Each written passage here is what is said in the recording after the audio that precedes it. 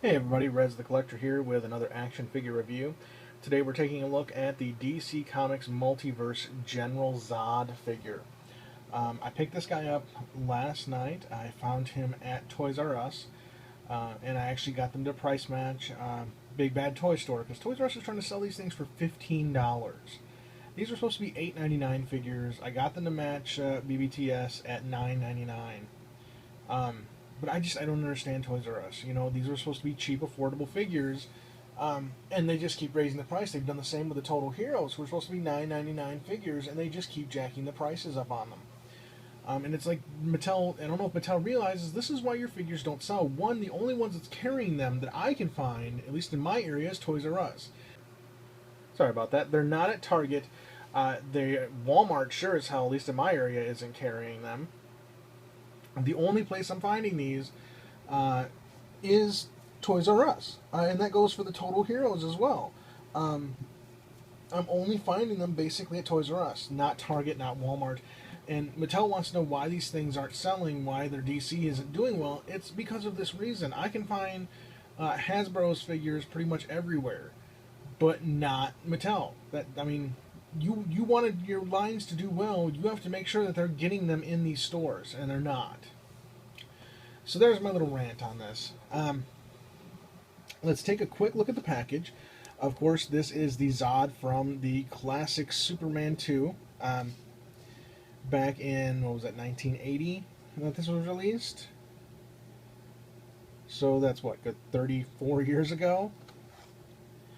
But we finally got a good figure from that. It is, of course, in the 3.75 scale.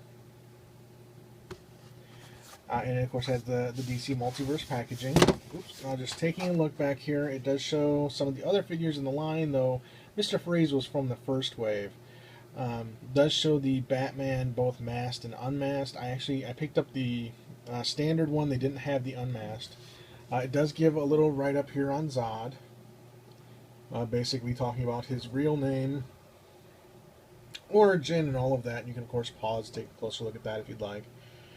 Of course, it has a really nice picture of Terrence Stamp here, and the Superman 2 logo. He also does come with an accessory. He's got his M16 there that he shoots in the White House. Of course, bottom has the Superman symbol, Matty Collector, Mattel. So I'm going to go ahead and pause this and get this open, and we'll take a look at the figure. Alright, I have gotten him out of the package. And first impressions, of course, the first thing I saw, something I couldn't see while he was in packages, he's got a little bit of QC issue on his chest area there.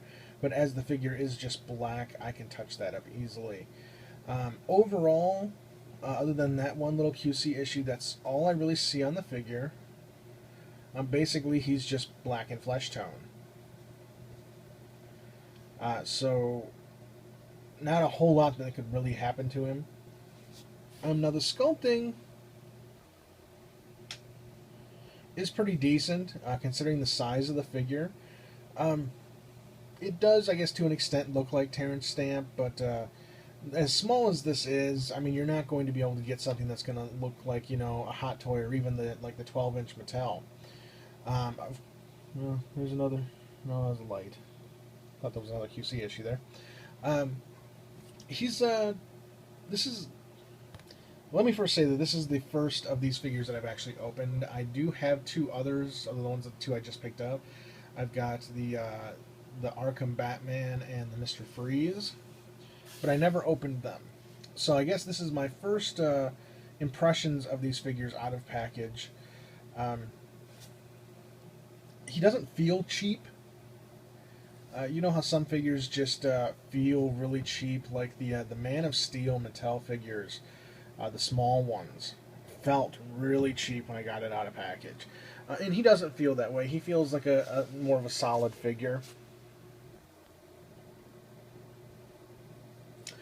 The overall sculpting is good. I mean, for the size of the figure, there's not a lot that they could really do. And he's got a decent amount of articulation. He's got He's got a back and forth head, and not seeing that this is, if it's got a ball joint, it's, yeah, it's not moving. So I'm just going to call it a back and forth head. He does have ball jointed arms. He's got an elbow bend, and he does have rotation at the wrist. He does have a waist swivel, but no ab crunch. He does have standard Mattel hips. Out, forward, no back though, because the butt piece is preventing any kind of backwards. Nothing at the thigh. He does have a nice little knee bend, and thankfully nothing at the ankle or foot. And he does have a peg hole. I'm thinking the small DC Universe stands would work really well. I'm just actually going to grab one real quick. I've got Nightwing sitting on one. And that's right next to me. So, just in comparison, here's the DC Collectibles Nightwing figure. I know this is really black because I've got two really dark figures and a dark. I should have grabbed my white bottom board for this. But just to compare the heights, he is much bigger than Nightwing, as you can see here. So these figures aren't going to look real too good standing next to each other. But let me pull Nightwing off this stand and see if this one will work for him.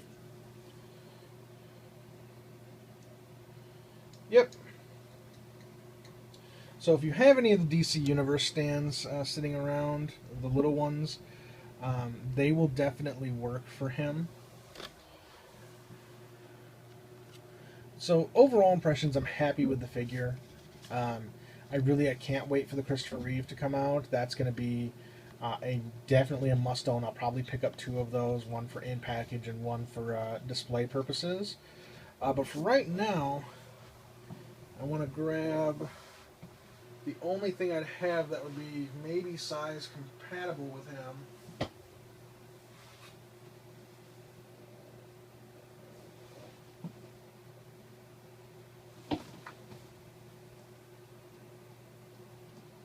And that's the Superpowers Superman. And I just want to see how they would look together.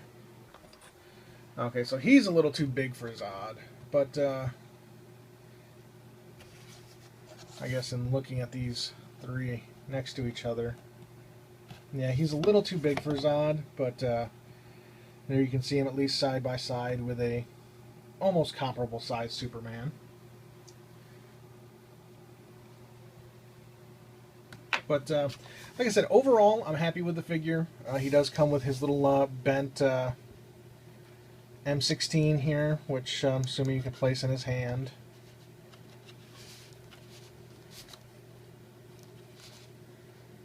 That's about as best I'm going to get it at the moment. But, yeah, cool little figure. When I was young, figures of this size cost like $1.50, maybe $1.25, and that was like G.I. Joes. So I'm kind of shocked. I'm kind of sticker price shocked at the price of these now, that this is, you know, a $10 figure. So, I mean, if you're not a big Superman collector, you're not, I'm not really a big collector of this scale. I'm more a 6 and 7 inch collector with Mattel and DC Collectibles. But, I mean, if this is a must-have for you, definitely pick it up. But if you're on the fence at all, I don't know, I might not, because it's small. And, yeah, sticker shock. I mean, they are expensive for what you're really getting. But there you go, guys. This was the DC Multiverse 3.75 General Zod from Superman 2. I do have, of course, more reviews coming up. And this is, of course, Rez the Collector. I want to thank you for watching. Please rate, comment, and subscribe. And you have a very nice day.